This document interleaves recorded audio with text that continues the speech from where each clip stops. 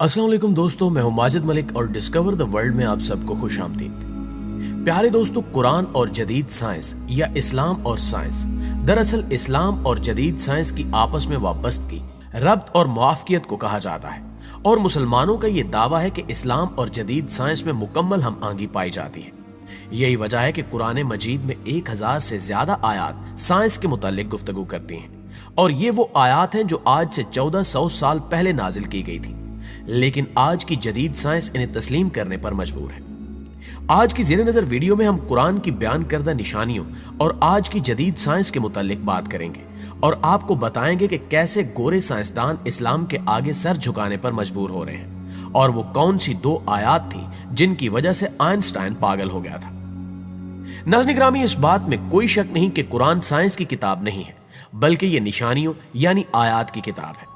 कुरान मजीद में 6666 आयात हैं, जिनमें 1000 से ज्यादा साइंस के मुतालिक हैं, यानी इनमें साइंसी मालूमात मौजूद हैं। बिग बैंग थ्योरी के बारे में तो सभी जानते होंगे, जिसके मुताबिक कायनात यानी ये दुनिया इस तरह शक्ल में जाहिर हुई कि पहले ये सब एक बड़ी कमियत की शक्ल में थी, फिर एक अजीम धमाका यानी बिग बैंग हुआ, जिसका नतीजा कहकशाओं की शक्ल में जाहिर हुआ। फिर ये कहकशाएं तकसीम होकर सितारों, स्यारों, सूरज और चांद वगैरह की सूरत में आई, और इस बात को फल्की तबियात के माहिरीन वसी तौर पर कबूल करते हैं। इस बिग बैंग का जिक्र कुरान करीम ने इन अल्फाज में किया है। और क्या काफिर लोगों ने नहीं देखा कि जुमला आसमानी कायनात और जमीन सब एक इकाई की शक्ल में जुड़े हुए थे, बस हमने इन्हें फाड़ कर जुदा कर दिया, और हमने जमीन पर हर जिंदा चीज की जिंदगी की नमूद पानी से की। तो क्या वो इन हकायक से आगाह होकर अब भी ईमान नहीं लाते? दोस्तों, रब्बे कायनात ने यहां तख्लीके कायनात के बहुत बड़े राज से बहुत ही आसान अल्फाज में पर्दा उठा दिया है कि जिन सवालात के जवाब इंसान बरसों से तलाशता फिर रहा है, वो ऐसे नपे तुले अंदाज में अता कर दिए गए कि अकल हैरान रह जाती है। और तो और ये भी बता दिया कि ये देखने वाले कौन लोग हैं। साइंस का मानना है कि बिग बैंग से कबल कायनात और इसमें मौजूद हर चीज लामौजूद हालत में थी।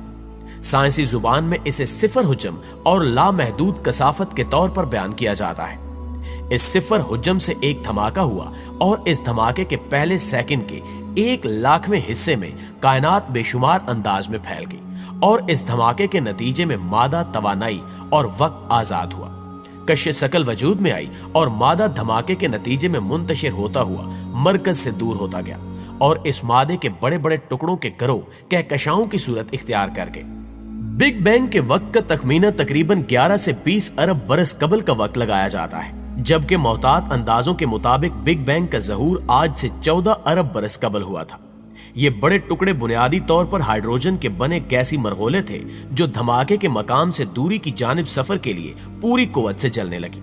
इस जलने के नतीजे में हीलियम गैस पैदा हुई, और इनकी कसाफत में इजाफा होने के साथ साथ जलने वाली हीलियम और हाइड्रोजन की राख कार्बन बनकर इनको ठोस शक्ल में तब्दील करने लगी, और यूं ये आग के बड़े बड़े गोले इंतहाई ताकतवर कश्य सकल के साथ सितारों की शक्ल में वजूद में आ गए, जिनमें से एक सितारा सूरज है जो हमारी जमीन का मरकज है, और इनकी कशिश की बदौलत इनके गिर्द छोटे छोटे मादे के टुकड़े गर्दिश करने लगे, जिन्हें हम स्यारों की शक्ल में जानते हैं, जिनमें से एक स्यारे यानी जमीन पर हम रह रहे हैं। नाज़रीन ग्रामी, 1925 में अमरीकी माहिर तबियात एडोन हबल ने इस अमर का मुशाहिदाती सबूत फराहम किया था कि तमाम कहकशाएं एक दूसरे से दूर हट रही हैं, जिसका मतलब यह हुआ कि कायनात फैल रही है। लेकिन यह जानकर आप यकीनन हैरान होंगे कि इस बात का जिक्र पहले ही कुरान पाक में कर दिया गया था।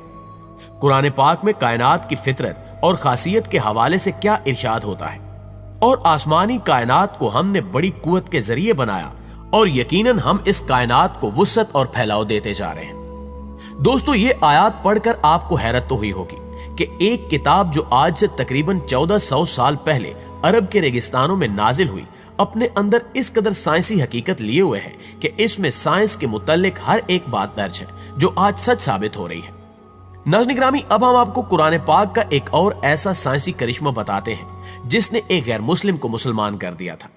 जैसा कि आप जानते हैं कि शहद की मक्खी कई तरह के फलों और फूलों का रस चूसती है, और इसे अपने ही जिस्म के अंदर शहद में तब्दील करती है, और इसको अपने छत्ते में बने खानों में जमा करती है।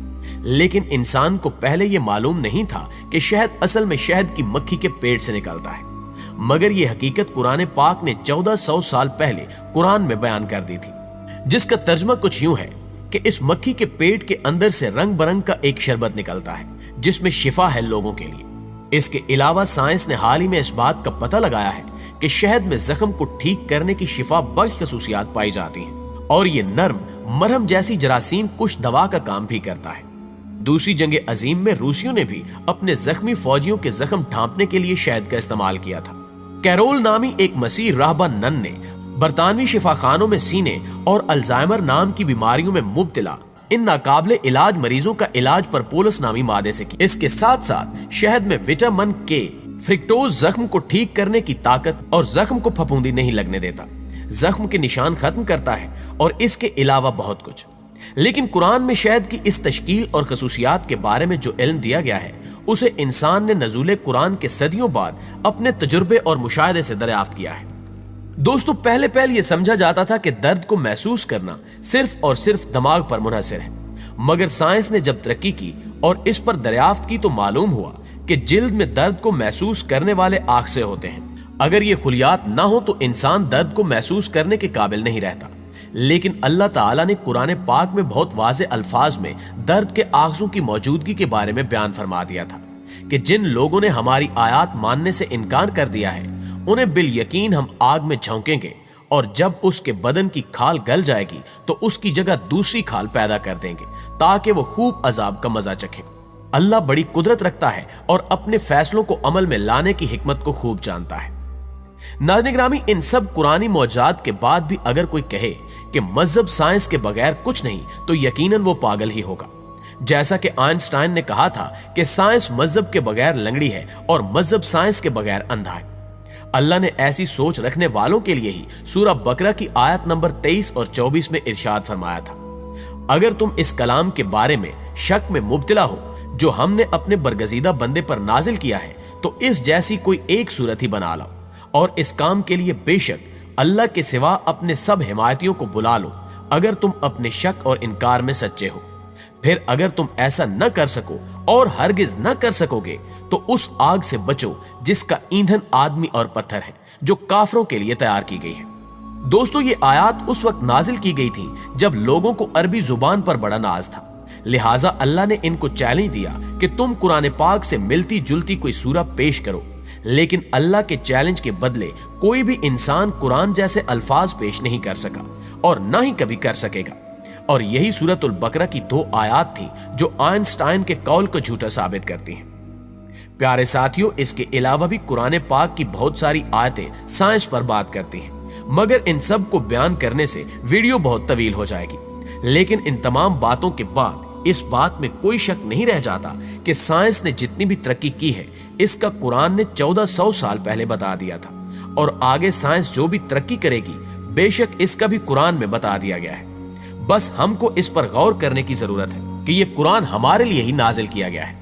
हमारे रब ने इसे इंसानी जिंदगी का मुकम्मल ज़ाब्ता हयात करार देकर हमसे कहा था कि इस कुरान में गौर व फिक्र करने वालों के लिए निशानियां हैं। जी तो मुअज़्ज़िज़ दोस्तों, आप दोस्तों की राय आज की वीडियो के हवाले से क्या कहती है कमेंट करके हमें जरूर बताइएगा। इंशाअल्लाह आपसे मुलाकात होती है अगली वीडियो में। तब तक अपना और अपने प्यारों का ढेर सारा ख्याल रखिए। अल्लाह निगहबान।